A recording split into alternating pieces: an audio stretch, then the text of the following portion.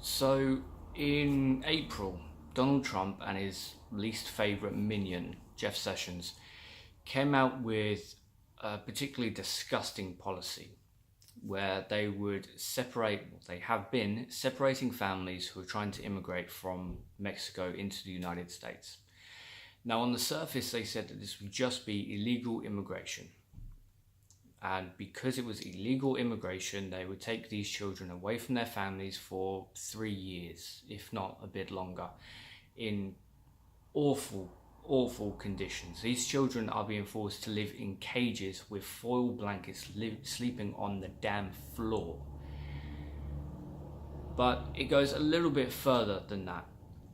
Now there are reports that it's not just illegal immigration that's being targeted. It's also people who are trying to legally enter the United States from Mexico. Families are also suffering the same fate. Donald Trump has said in the past that he wants to get rid of all kind of immigration if the people aren't white. He's not said it in so many words, but it's not been that far off, and that is the Republican policy. This policy is all the more haunting given the fact that in recent months we found out that under Donald Trump, the American government lost over 1,000 children.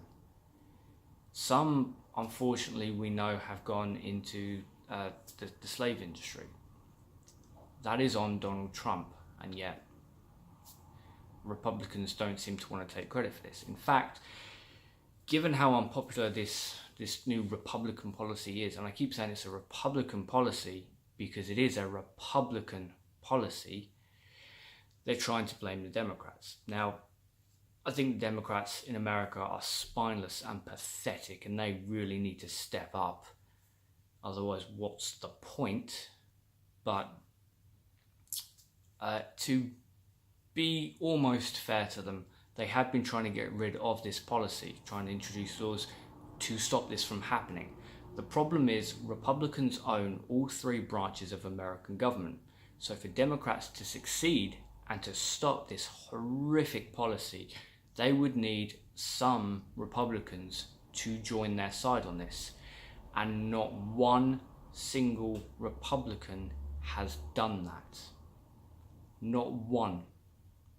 So this is an entirely Republican policy. This is something that Trump could end right now.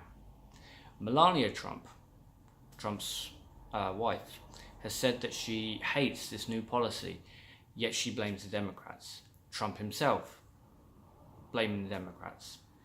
Kellyanne Conway, blaming the Democrats in such an odd way, saying it's their fault because in January, when they had their hours meeting with the president, they didn't have the foresight to acknowledge how disgusting Trump would be and say, hey, in April, don't do this.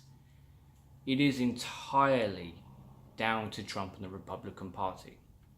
Now, I'm bringing this up for a very simple reason. Tell a lie long enough and people will start to believe it. That's the basis of fake news. Trump will double down, and so will the rest of the Republican Party, and it will get forward, at least in Trump's base, that this is because of the Democrats.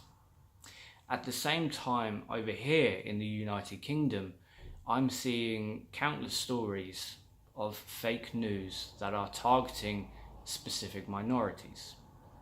Case in point, a few months ago I saw a post going around Facebook of a white guy, mugshot. Story above it said this guy was defending his sister who was being attacked by a Muslim. Now, the guy in the picture was Brock Turner. For everyone that doesn't know, he's a disgusting piece of human excrement who raped an unconscious woman at a party. And while her life was completely destroyed and she was bullied to the fact that she had to not only leave the school she was attending, but her family had to move out the area completely, he got sentenced to 6 months in prison because the judge thought it might harm his life. And he only actually served 3 months, and then after those 3 months, he went around America telling people not to drink too much because it could ruin things for them.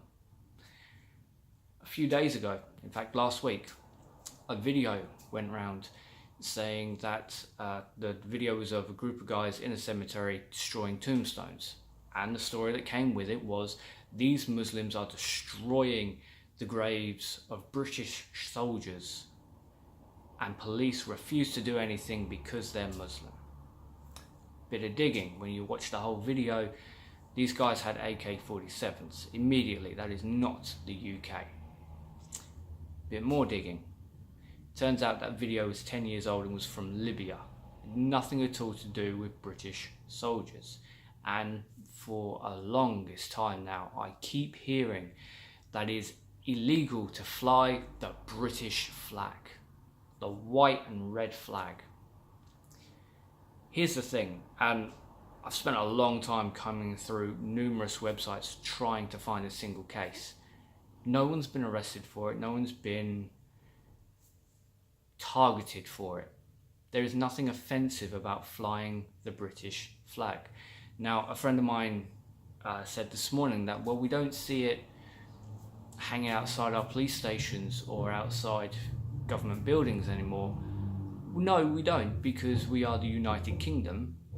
And secondly, when you take it out of football season, most of the time when people are flying the English flag, unfortunately, they're the kind of knobheads who support Tommy Robinson and are Nazis, doing Nazi salutes, Nazi propaganda, Nazi ideals. I don't know about you, but that's not what I want my flag to represent. The English fought against the Nazis. We fought against the right wing. We fought against hate. And it's horrible and a shame that after all these years it's managed to creep back in such a way that we now have people outright lying and not being called on it. I use America as an example because the UK typically follows America, and Conservatives in the UK are the last people to criticise Donald Trump when they should be the first. It is not acceptable to act in such a hideous way, unless of course you do idolise people like Adolf Hitler. But that's not the country I thought we lived in.